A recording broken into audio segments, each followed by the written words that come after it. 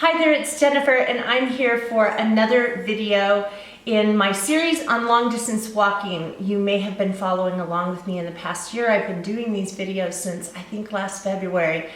And now it is time for the vlog of the marathon that I did. Like I said, if you've been following me, you know that for the past not quite a year, I've been training or getting ready for walking a full marathon. Walking 26.2 miles. And my race was 2 days ago.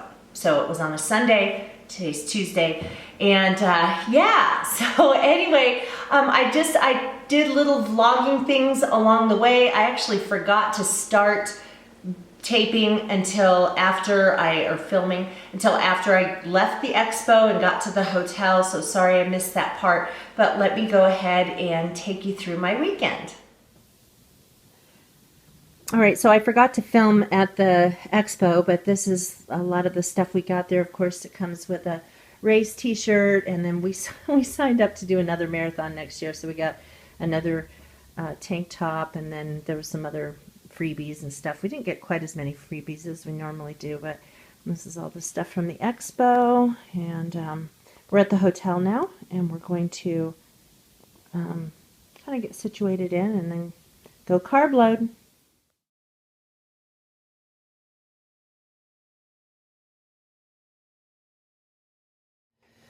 Well, good morning. We are getting ready for the marathon now. It is 5:17. We're going to be leaving in, I don't know, probably about a half hour. All ready. I got my sunscreen on and this is a hairband by Sweaty Bands. They're really nice because they don't move on your head and they don't squeeze your head really hard. So there's just like this material, sort of like a felt underneath that sticks to your hair really good, and so it doesn't hurt your head but holds really tight. And then you can see here I have my bib and see if I can show you this.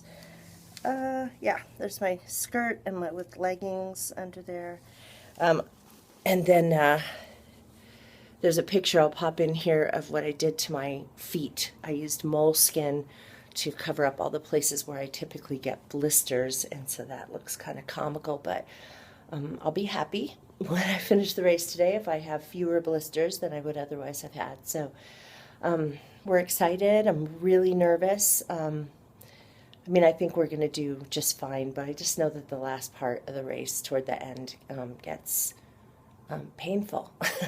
But we drove the course yesterday, and so it was really good to see that and see where we're going to be going, because it's a new course from what I've done before.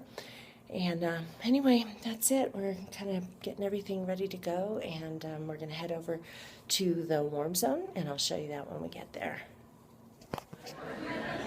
So we're now at the VIP warm zone place. It's at a place called Canyon Cafe, which is actually really nice. And they have a whole bunch of stuff, food and all that kind of stuff. Jenna and I just got breakfast here. I got my little bit of coffee and some bagels at the beginning. It's a nice place to hang out before the race starts. Okay, so here we are at the start of the full marathon. It's actually really pretty out. 45 degrees maybe, probably about now, and they've already started the first corrals going already, and we're the last corral, corral number 7. And let me give you a look at what this looks like here.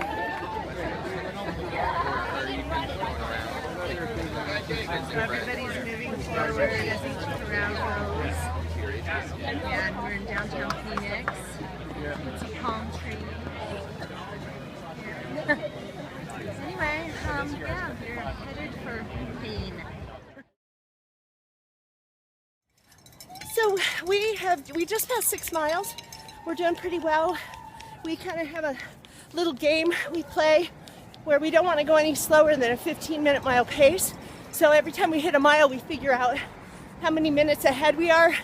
And at the 6 mile point, we were 5 minutes ahead of pace. So we are cruising along. Like I said, almost at 6.5 miles. And we have a long way to go. 20 miles to go. Yes, 20 miles to go. See you later. All right. Okay, So here we are, we just passed the half marathon point and heading for the back half of the course. We're still ahead of our schedule, our pace that we wanted to be at, and we're plugging along.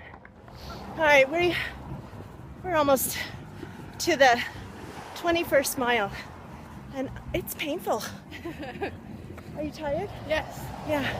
Anyway, yeah. So we have a little bit more than 5 miles to go. I'm so ready to be done.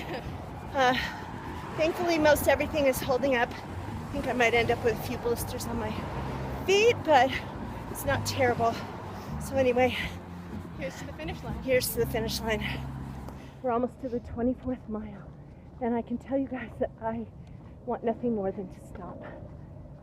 We're gonna make it, but this is the part where it is just grit your teeth and go. And also, we kind of ask ourselves, why did we do this? But it's rewarding, empowering. I'm glad I did it. Wouldn't have it any other way. But I probably am not going to film anymore till after the race is over. So thanks for following along, you guys. Okay, so I lied. I decided I would film this. This is the Tempe Town Lake Bridge. It's the last thing we go over. And then we turn a corner and we're almost done. This is right next to the Arizona State University campus. And oh my gosh, we're so ready to be done. Hi there. As you can see, I am in my hotel, laying down on the bed. I am here. Let me show you. Icing my ankles, and I was icing my knees.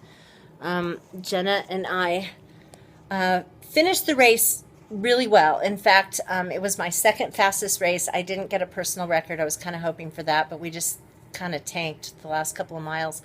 But it was my second fastest, and my fastest was 8 years ago. I was significantly younger, and so, you know, it wasn't terribly surprising, but, and I still feel really good about it. So we went to dinner, had some red meat, which I always seem to crave several hours after finishing even a half marathon.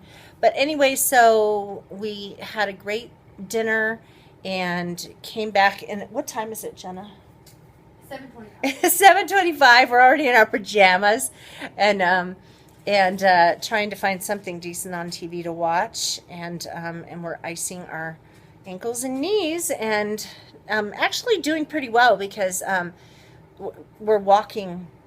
We're forcing ourselves to walk normally, but we're walking pretty good. Oh, the one thing that I had, despite, you know, all those, even though I had the moleskin stuff put on, I ended up with 5 blisters, and 3 of them pretty significant ones. Thankfully, they didn't pop open, so it didn't end up being raw, but 5 blisters, which says to me I need to investigate some different shoes for the next time. But it was a really good race. So we're staying overnight at the hotel one more night, and then we will head home tomorrow after breakfast. So thanks, you guys, for sticking with me on this journey to 26.2.